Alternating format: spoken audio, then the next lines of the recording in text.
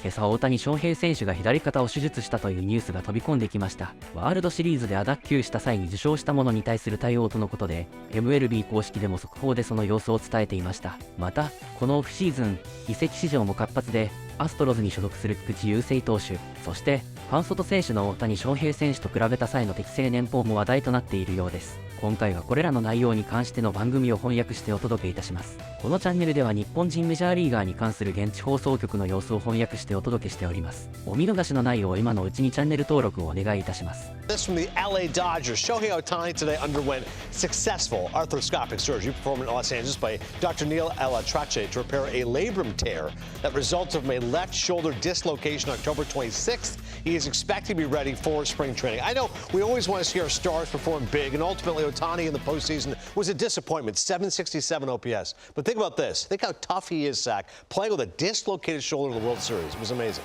You could really see after that slide into second base, he had little resistance at all on anything that was on the outside of the plate. You go back to that fifth inning, and Garrett Cole just pumped fastball after fastball on that outer half. He just couldn't go out there and get it and surround it and put anything on it. Yeah, only 2 for 19 in the World Series. But I will say, the LCS, he was great, right? He kind of struggled early on against the Padres, against the Mets, though he showed some of that Ohtani flair. He is a once-in-a-generational type player, and I am so excited to see him back on the mound next year. Yes. Because I'm telling you, when he came over from Japan, we do a lot of tapes and we do a lot of things about guys that may come over here. He was the most talented, gifted mechanics guy that I've seen coming from Japan. If you didn't know he is who he is, and you turned on the TV and you saw him pitching, you'd be like, wow, that guy's good. Yeah. He doesn't look anything like a DH or an outfielder. No, he does not. As mentioned, JP Morosi covering the GM meetings. Here he is as a special guest who I believe works also in the state of Texas. Joined by Dana Brown of the Houston Astros. And Dana, Alex Bregman, you give him the QO. How do you see that unfolding here in the weeks ahead? I mean, we've had multiple conversations with Scott Boras. So, you know, Alex has been great for this organization. We would love for him to stay here. We feel like, you know, there's a good chance we're going to get something done. And so the conversations back and forth with Scott have been quite interesting. So we're optimistic. How flexible are you in terms of opt-outs, deferred money, a lot of different ways to make a deal get done? I mean, look, it's Scott Bregman. Alex Bregman and Scott Boras. You're going back and forth with both of those guys. I mean, we want them here. So, we'll try to make whatever adjustments we have to make that are fair to both him and our club. But, you know, ultimately we'd like to get him done and keep him here in Houston. We feel like he's a big part of what we've done here. And he's been a big piece of what we've done here. So, you know, ultimately, we hope to get it done. In terms of additional priorities, Kyle Tucker, extension, where do things stand there? Yeah, I've talked to Casey Close as well. We've gone back and forth.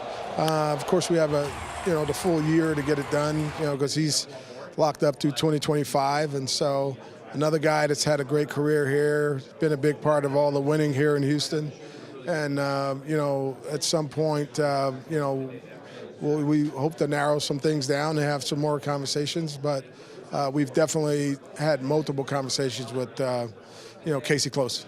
Yusei Kikuchi made a great impact on your club from the trade deadline forward. Dana, how active have things been in terms of your conversations about bringing him back as well?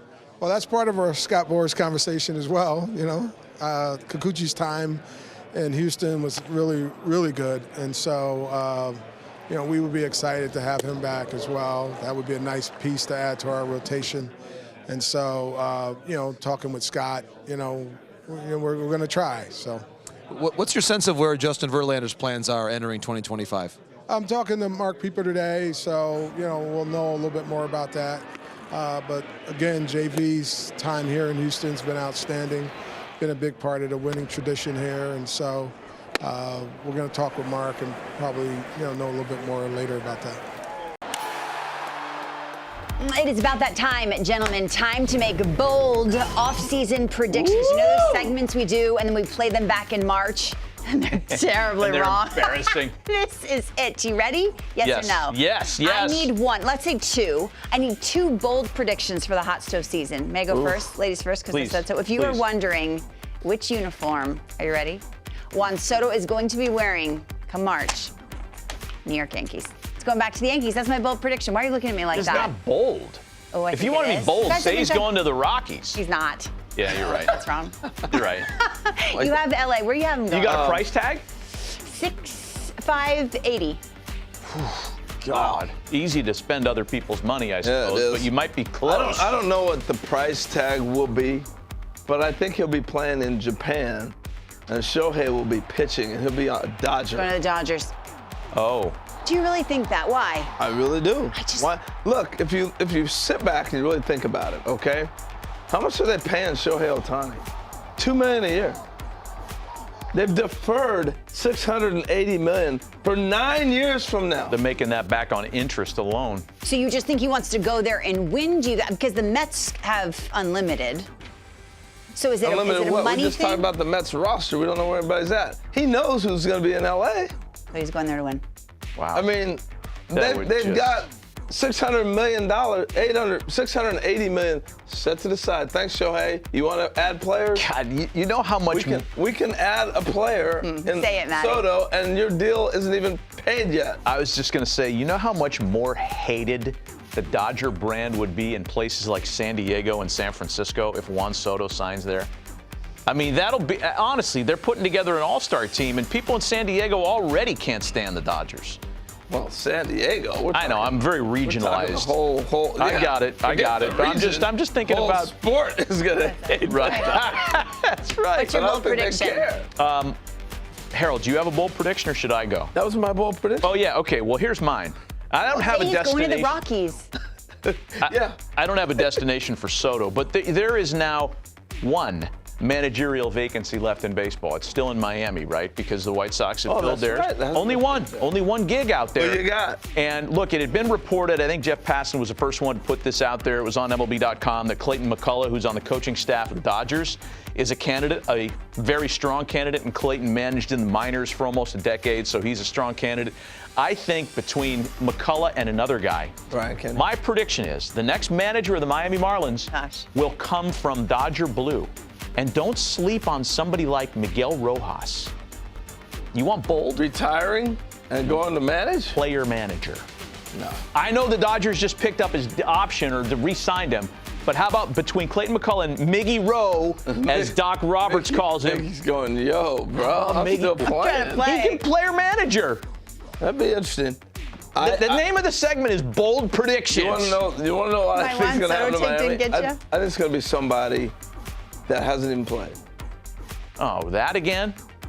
We're doing that again? Why? You I don't really think it's do. worth? Because we don't do those anymore as an industry. Who, John Bowles is going to come out of retirement to remanage the Marlins? Not even like BK or somebody. BK. Oh, that's bold. Brian Kenny. I know. I'm very well aware. That's Got to be an analytic guy. Look, they want to call the pitches. They want to do everything. Peter Benedict is going all in. okay. If Brian Kenny is managing the Marlins, then I will gladly be here for that. Don't care about Brian Kenny. Yeah, You have an That's- AL East prediction, Matty V? fascinating. What are you doing? And sorry. why do you still use Yahoo? Why? Why does that bother you? I just. You pick weird places to go in You on don't me. like Yahoo? Here's my next bold prediction. Ready? The balance of power in the AL East is shifting away from Baltimore and New York and toward Boston, and more so tantalizing to me. I do it every You're year. going to say Toronto. Don't say it. Don't We do say it every Toronto. year. Don't Don't say say that, Toronto. I'm saying Toronto. We do it every year. I know. for 5 Every years. I know. I fall for the banana in the tailpipe every year, and I'm doing it again this year. Here's I'm not why. doing it. I'm They off made a their great bandwagon. trade with the Astros to get Joey Loperfido, who's going to be a stud, and Will Wagner, whose dad is a stud and who's going to be a stud.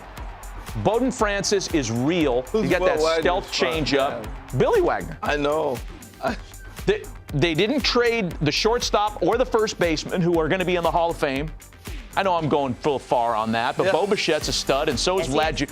I think this version of the Blue Jays, Okay. after the trade deadline last year, is way better, way more interesting than anything they've run out there for the past 3 years Okay. because of the young guys they got. I love the optimism. We just say it every year, and it I never know. comes to fruition. やはり手術は避けられないような怪我だったということですね。翌日からフルスイングしてましたが、塁に出ればずっと左手でユニフォームを掴んでいましたし、気になる怪我だったのは間違いないでしょう。来シーズン開幕には間に合うとのことですが、二刀流でのいきなりの復活ができるのか、状態を見守っていきたいと思います。それにしても、このオフシーズンの話題の中心はファンソト選手ですね。ドジャースに行く予想も出ていましたが、果たしてどうなるでしょうか。皆さんはファンソト選手はどこのチームにどれくらいの報酬で行くと思いますか。予想をぜひコメント欄で教えてくださいね。それでは次回の動画でお会いしましょう。さようなら。